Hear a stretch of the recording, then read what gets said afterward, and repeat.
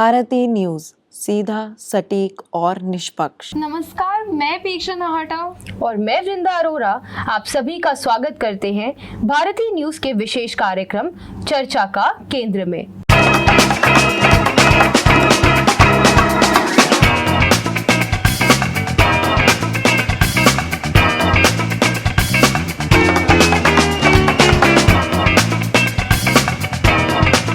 आज के एपिसोड में हम बात करेंगे एक ऐसे विषय पे जो देश और दुनिया में रहने वाले सभी उम्र दराज लोगों की जिंदगी का हिस्सा बन गया है। बस फर्क इतना है कि कोई इससे ज्यादा प्रभावित होता है और कोई कम।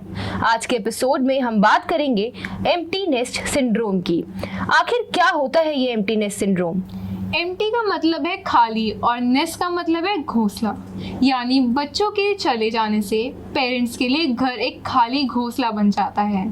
हालांकि ये बीमारी नहीं बल्कि सिर्फ एक इमोशनल स्थिति है, तभी इससे कम या ज्यादा तौर पर गुजरते हैं। 1914 में अमेरिकी लेखक और एक्टिविटीज डॉरथी कैंटफील्ड ने इस स्थिति को एम्प्टीनेस सिंड्रोम का नाम दिया। उन्होंने कुछ महिलाओं के अनुभव को परिभाषित करते हुए पहले ग्लूम एंड डूम का इस्तेमाल किया, यानी निराशा और कयामत जैसी भावना। उम्र का वह पड़ाव जब इंसान ज्यादातर जिम्मेदारियों से मुक्त होता है, उसके पास समय होता है कि वे परिवार के साथ समय बिता सके, लेकिन उस समय तक परिवार में बड़े हो चुके बच्चे अपने काम में व्यस्त हो जाते हैं और ये चक्र इसी तरह चलता रहता है। असल में इस चक्र का चलना बुरा नहीं है, सभी जानते हैं कि नौकरी के साथ ऐसा होता है, लेकिन आजकल ग्लोबल अपॉर्चुनिटीज में हो रही बढ़त की वजह से अब नौकरी का ये चक्र हजारों किलोमीटर की दूरी में बदलने लगा है और ये दूरी आपसी संवादों में भी आ गई है। वही कुछ बच्चे होम टाउन में रहते हैं, लेकिन शादी के बाद माता पिता से अलग हो जाते हैं। वे दिन अब नहीं जा रहे। अधिकांश परिवारों में पूरा घर साथ बैठकर बात किया करता था, खाना खाता था या टीवी ही देखता था। अब तो साल में एक आध बार किसी त्योहार या विशेष अवसर पर ऐसा हो पाता है।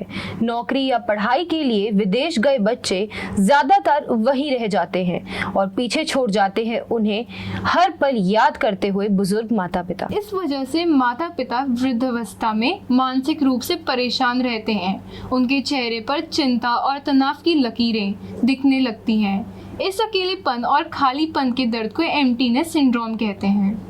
हालांकि अवसर पाने पर आगे बढ़ने के लिए मेहनत करना और उस मेहनत को साकार होते हुए देखना अपने आप में एक बहुत ही बड़ी उपलब्धि है। लेकिन इस चक्कर में अगर वे लोग पीछे छूटने लगे जिन्होंने आपको यहाँ तक पहुँचाने के लिए रात दिन एक किया, तो रुककर सोचने की जरूरत होती है। एम्प्टीनेस सिंड्रोम ऐसी ही एक स्थिति है जब अकेले पीछे छूट गए बुजुर्ग माँ बाप शरीर और मन दोनों से ही बीमार हो जाते हैं। सही समय पर अगर इस मानसिक समस्या का ध्यान ना दिया जाए तो ये परेशानी खड़ी कर सकता है। बस अभी 12th खत्म हुई थी और अब आधे से ज्यादा टाइम ये सोचकर निकाल देते हो कि which career to choose. Well, in that case I got you covered. ये वीडियो एंड तक देखना, क्या पता I will just make up your mind. You must have thought of कोई बस ऐसा कोर्स मिल जाए जहाँ अनलिमिटेड जॉब ऑप्शन हो, क्योंकि मैं भी यही सोचती थी। जैसे कि journalist, news anchor, radio jockey, screen writer, video editor, event manager, graphic designer, cinematographer, director, public relation officer, entrepreneur. In fact इन सबसे भी ज्यादा जॉब ऑप्शंस चाहिए। तो just choose BAJMC as a career. BAJMC is not just about theory but plenty of practical knowledge too. BAJMC as a course आपको provide करता है world की बेटर अंडरस्टैंडिंग, मीटिंग और working with people of top notch industry. और सिर्फ यही नहीं, BAJMC as a course आपको हेल्प करता है to grow personally and professionally too. So what are you waiting for? Choose BAJMC, क्योंकि इधर आपको मिलेंगी एंडलेस पॉसिबिलिटीज। चलिए अब बात करते हैं एम्प्टीनेस सिंड्रोम के लक्षणों के बारे में। भारत में पिछले कुछ सालों में अपने शहर से दूसरे शहरों या विदेशों की ओर पलायन कर रहे युवकों की संख्या में बढ़ोतरी हुई है। इसके चलते बुजुर्गों में एम्प्टीनेस सिंड्रोम के केसेस भी बढ़ रहे हैं, जिसके कारण उनमें डिप्रेशन, आइडेंटिटी क्राइसिस, अल्कोहलिज्म और एंजाइटी जैसी समस्याओं के प्रतिशत बढ़ रहे हैं और यदि समय पर इनका इलाज ना हो पाए तो गंभीर शारीरिक मानसिक समस्याएं बन सकती हैं। इतना ही नहीं, सुसाइडल टेंडेंसी भी डेवलप हो सकती है उन्हें अपना जीवन निर्धक लगने लगता है। विशेषज्ञ इसके लिए सही प्रबंध और काउंसलिंग की सलाह देते हैं। इससे स्थिति को संभालना जा सकता है। स्थिति से केवल मन और दिमाग ही नहीं, शरीर भी तकलीफ में आ सकता है। बच्चों का घर से जाना पेरेंट्स के डिप्रेशन जैसी स्थिति ला सकता है।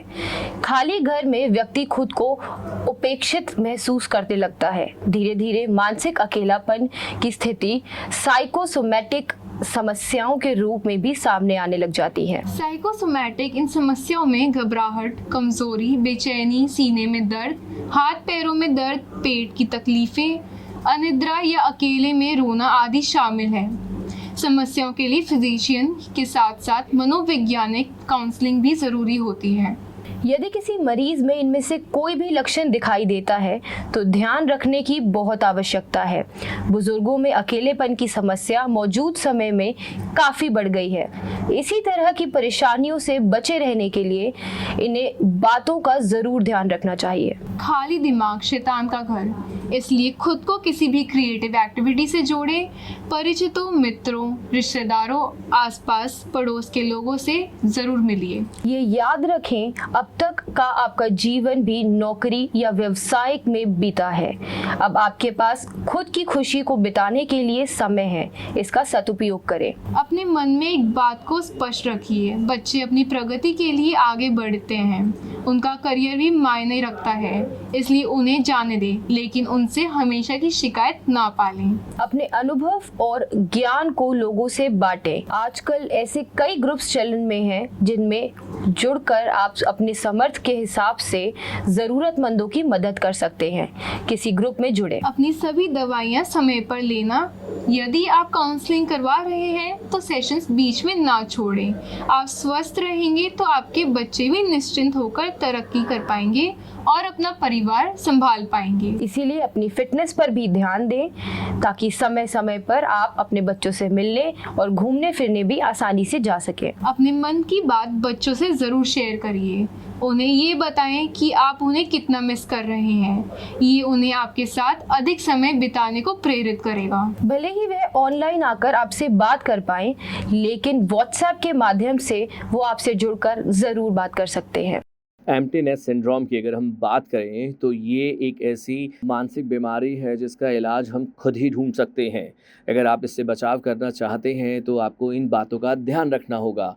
आपको डिसिप्लिन में रहना होगा, न्यू गोल्स को अपनाना होगा, टाइम को एडजस्ट करना होगा और अपने प्रियजनों से मिलते रहना होगा। इससे बचने के लिए आपके पास कुछ ऑप्शन भी हैं, जैसे आप हॉबीज़ को अपना सकते हैं और अगर ज़्यादा समस्या होती है तो आप प्रोफेशनल्स की हेल्प भी ले सकते हैं। इसके साथ साथ अपनी लाइफ को सुखद बनाने के लिए खुद को कहीं ना कहीं आपको बिज़ी रखना होगा। आप रीडिंग बुक्स कर सकते हैं, अपने नियर एंड डियर से फ़ोन पे बातचीत कर सकते हैं ताकि आप अपने मन के अकेलेपन को बांट सकें अपने परिचितों के साथ। इसके अलावा आप नई हॉबी में खुद को इन्वॉल्व कर सकते हैं। आप कलर पेंटिंग कर सकते हैं, आप अपने मन के भावों को कैनवस पे उतार सकते हैं। और ये गलती कभी भी ना करें कि अपना घर बेचें या अपने सामान को इधर से उधर कर दें। आप उन चीज़ों को, यादों को संजो के रखें और अपने मन के भाव को अपने साथ जोड़े रखें। अपने प्रियजनों के साथ में रहकर आप योगा कर सकते हैं। कभी भी अपने साथ रहने वाले लोगों से दूरी ना बनाएं। जहाँ तक हो सके अपने परिचितों से मिलें, उनके साथ मिलते जुलते रहें और साथ ही साथ अगर आपने कोई पेट पाला हुआ है तो उसके साथ भी आप अपने इस मानसिक मन की दूरी को दूर कर सकते हैं। अगर परिस्थितियाँ ज़्यादा बिगड़ जाएं तो आप विशेषज्ञों से राय भी ले सकते हैं। अगले एपिसोड में फिर मुलाकात होगी एक नए विषय के साथ भारतीय न्यूज़ के विशेष कार्यक्रम चर्चा का केंद्र में।